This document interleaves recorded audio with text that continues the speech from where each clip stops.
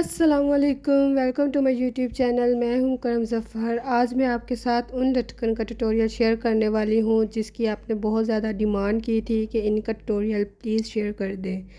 तो सबसे पहले हमने इस लटकन के लिए बनानी है डोरी। उस डोरी के लिए हमने धागा लेना है और धागे को इस तरह से हमने फ़ोल्ड करते जाना है और तकरीबन मैंने 12 टाइम्स जहाँ पे इसको फ़ोल्ड किया है। हम ये बाजू की डोरी बना रहे हैं और हमने जो बाजू की जो लेंथ है ना, उससे तकरीबन डबल हमने धागा लेना है। लेंथ मतलब कि जो आगे पड़ा हुआ है ना बाजू, उसका जो फ्रंट है उससे डबल। और उससे डबल इसलिए लेना है ताकि जब हम डोरी बनाएं उसको ट्विस्ट करते हैं ना तो वो और छोटी हो जाती है। ऐसे ही करके हमने दूसरे बाजू के लिए भी डोरी बना लेनी है। ऐसे धागा लेंगे सबसे पहले, फिर उसके बाद उस धागे को ना ऐसे टेप के साथ चिपका देना है और फिर हमने इसको ट्विस्ट करना है। उससे क्या होगा कि जब हम डोरी अपनी दूसरी दोनों साइड से इक्वल करेंगे ना तो वो हमारी बिल्कुल डोरी की तरह बन जाएगी। जैसे कि आप इस वीडियो में देख सकते हैं, हम हाथ से भी इसे कर सकते हैं और वैसे भी हम इसको खुद मतलब कि उंगलियों से भी इसको घुमा सकते हैं, लेकिन हाथ से जल्दी हो जाती है और सही तरीके से ये ट्विस्ट हो जाती है। फिर इसके बाद जो हमने छल्ला बनाया है उसको हमने इस तरह से इसके अंदर डालना है, क्योंकि हम वो वाले लटकन बना रहे हैं तो इसके लिए इसके अंदर डालना ज़रूरी है, वरना ये सही नहीं बनेगा। और हम इसको लगाएंगे कैसे, इस तरह हमने इस छल्ले को किसी चीज़ में डालकर और इस तरह से हमने इसको ट्विस्ट करना है। ये बिल्कुल डोरी की तरह बन जाएगा। इसकी दूसरी साइड पर भी हमने यही process same to same follow करना है।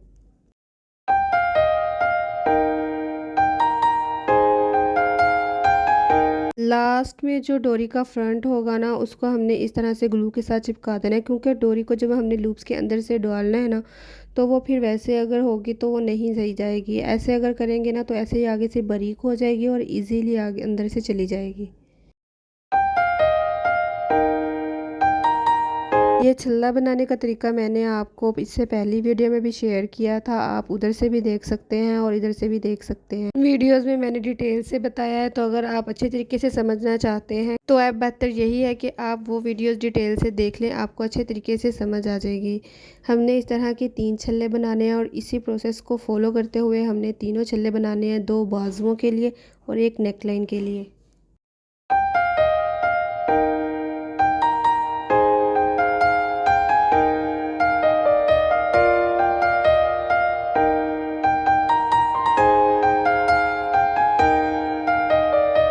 उसके बाद हमने क्या करना है कि हमने वो जो छल्ले के नीचे टसल्स लगाए हैं उनको बनाना है। उनको हमने इस तरीके से बनाया है और ये देखें, जैसे कि आप देख सकते हैं कि हमने दोनों साइड्स पे डोरी लगा दी है। अब हमने क्या करना है कि हमने इस टसल के ऊपर मोती लगाए हैं। जैसे कि आप देख सकते हैं कि उसके ऊपर हमने मोती लगाए थे चारों साइड पे। अब आप इस वीडियो को देखते हुए इस तरह से मोती लगा लें।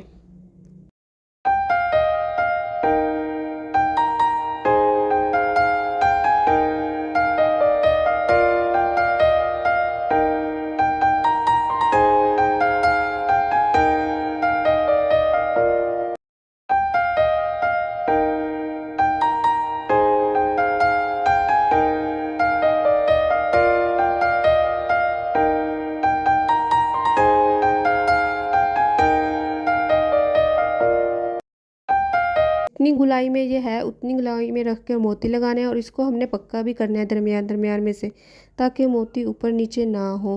फिर उसके बाद हमने क्या करना है कि हमने पर्पल मोती डालकर और उसको इस छल्ले के साथ अटैच कर देना है। इस छल्ले के साथ अटैच हमने इसको दरमियान में से करना है ताकि ये बिल्कुल इक्वली दोनों साइड से रहे।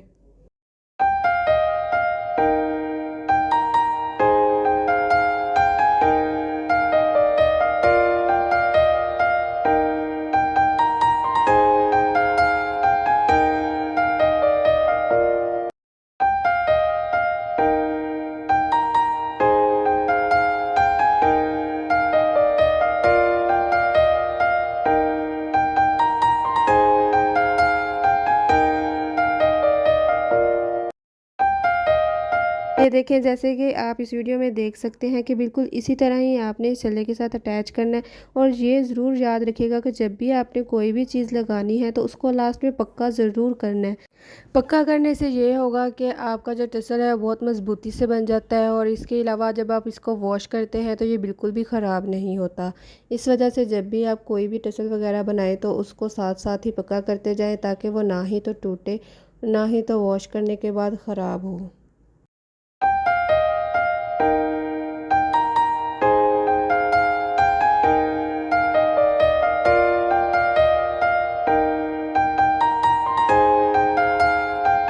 देखें, जैसे कि आप देख सकते हैं कि जो इस कमीज़ का गला है, हमने जो डोरी ली है ना वो इससे डबल ली है। और हमने अब क्या करना है कि इसके दरमियान में जो छल्ला है ना वो इसके दरमियान में आना चाहिए, और जो डोरियां हैं ना दोनों, उनको दोनों साइड से हमने इस तरह से पास करते जाना है। आपके सामने ये देखें कि जिस तरह से मैं पास कर रही हूँ बिल्कुल ऐसे ही आपने पास करना है। वो ग्लू हमने इसीलिए लगाई थी क्योंकि आगे से डोरी थोड़ी सी सख्त हो जाती है और वो ईज़िली निकल जाती है। क्योंकि वो जो लूप्स बनाई है हमने वो छोटी ही बनानी है, वो ज़्यादा बड़ी नहीं बनानी, क्योंकि वो बिल्कुल भी अच्छी नहीं लगती ज़्यादा बड़ी।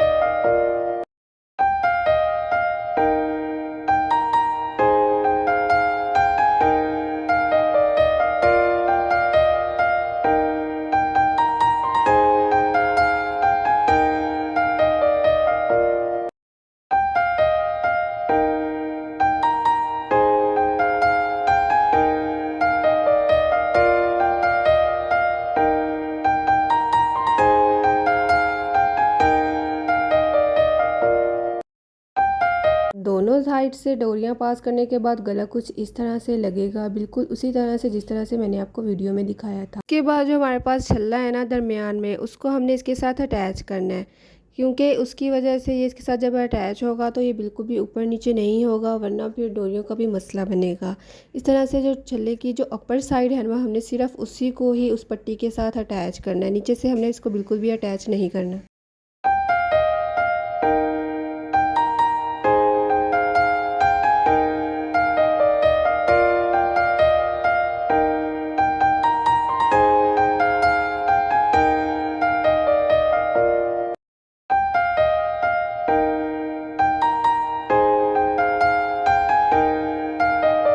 और ये जो डोरी है ना वो हमने इसके अंदर से इस तरह से गुजारनी है कि जो सिलाई होती है ना ऊपर शोल्डर वाली, उसके अंदर से हमने इसको थोड़ा सा उधेड़ देना है और उसके अंदर से डोरी पास कर देनी है। डोरी पास करने के बाद उसके बाद हमने इसको पक्का कर देना है ऐसे ही सिलाई लगाकर, या तो फिर आप धागे से भी पक्का कर सकते हैं, लेकिन सिलाई लगाने से ये है कि नफासत आ जाती है और वो बहुत ही नीट लगता है।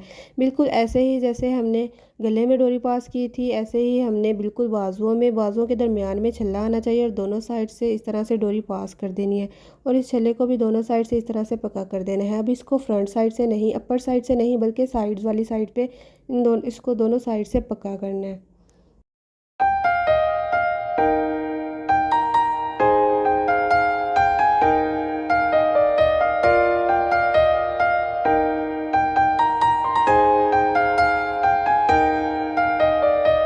अब हमने गले पे थोड़ी सी डिटेलिंग करनी है उन्हीं मोतियों के साथ जो कि हमने टसल्स में भी यूज़ किए थे। एक पर्पल मोती है और इसके साथ एक ग्रीन मोती, और उसके बाद फिर पर्पल मोती।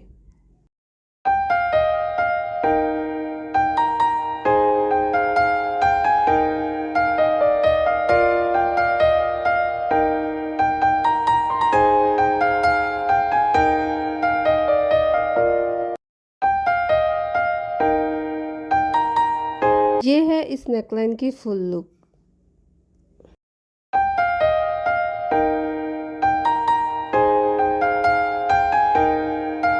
इसी के साथ साथ अगर वीडियो अच्छी लगी हो तो लाइक, शेयर, कमेंट और सब्सक्राइब करना मत भूलिएगा। अल्लाह हाफिज़।